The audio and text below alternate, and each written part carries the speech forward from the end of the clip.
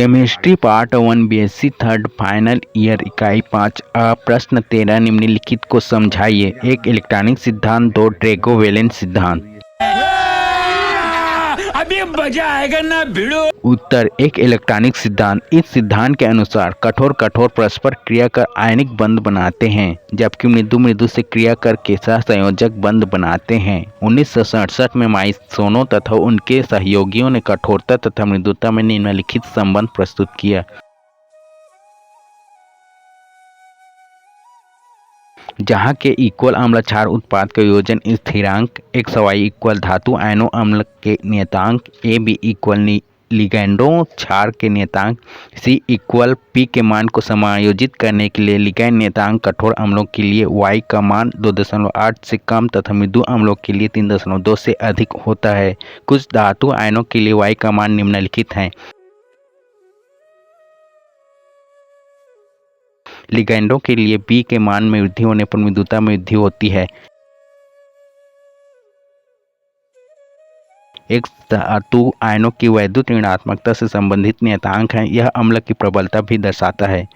तो चलिए शुरू करते हैं। दो ड्रैगो-वेलेंट सिद्धांत। इस सिद्धांत के अनुसार अम्ल व क्षार के लिए ड्रैगो-वेलेंट आदि ने उत्पाद के संभवन की ऊष्मा के लिए निम्नलिखित समीकरण प्रस्तुत किया है।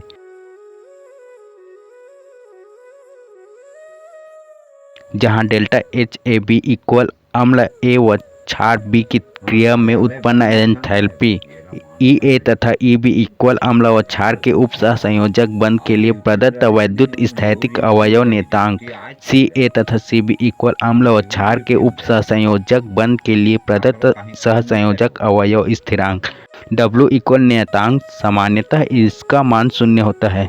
उत्पाद की संभवन ऊष्मा में वैद्युत स्थैतिक योगदान EA इंटू EB तथा सहसंयोजक योगदान CA इंटू CB है। इस सिद्धांत के अनुसार अम्ल और क्षार के मध्य बना बंध तभी शक्तिशाली होगा जब संभवन ऊष्मा का मान उच्च ऋणात्मकता हो। अतः EA इंटू EB या CA इंटू CB का मान अधिक होना चाहिए। कुछ अम्लों व क्षारों में EA, EB, CA तथा CB के मान सारणी में दिए गए हैं।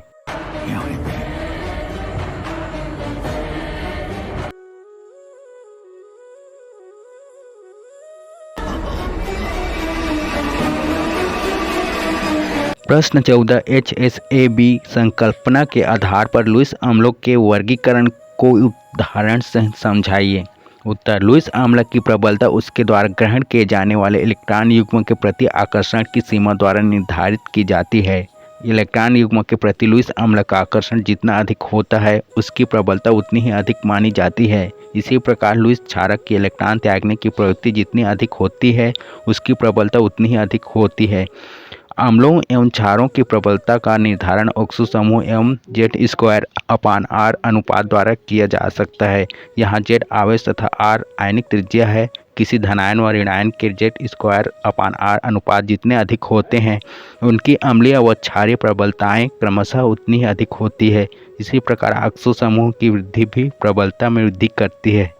मैं बता देता हूँ आपको। प्रबलता के आधार पर लुईस अम्लों व क्षारों की पारस्परिक क्रिया के संबंध में भी कहा जा सकता है कि प्रबल अम्ल प्रबल क्षार से तथा दुर्बल अम्ल दुर्बल क्षार से संयुक्त होने की प्रवृत्ति रखते हैं। उदाहरण के लिए फ्लोरीन, हाइड्रोक्साइड तथा ऑक्सीजन सभी कठोर क्षारक हैं।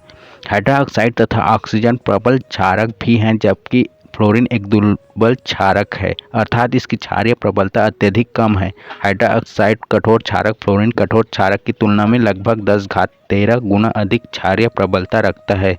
लुईस अम्लों व क्षारों की कुछ क्रियाएं कठोर मृदु अम्ल क्षारक धारणा की अवहेलना करती प्रतीत होती है। इन्हें स्पष्ट करने के लिए अम्लों व क्षारों की प्रबलता भी महत्वपूर्ण स्थान रखती है। निम्नलिखित क्रिया कठोर मृदु अम्ल क्षारक सिद्धांत का अनुपालन नहीं करती है।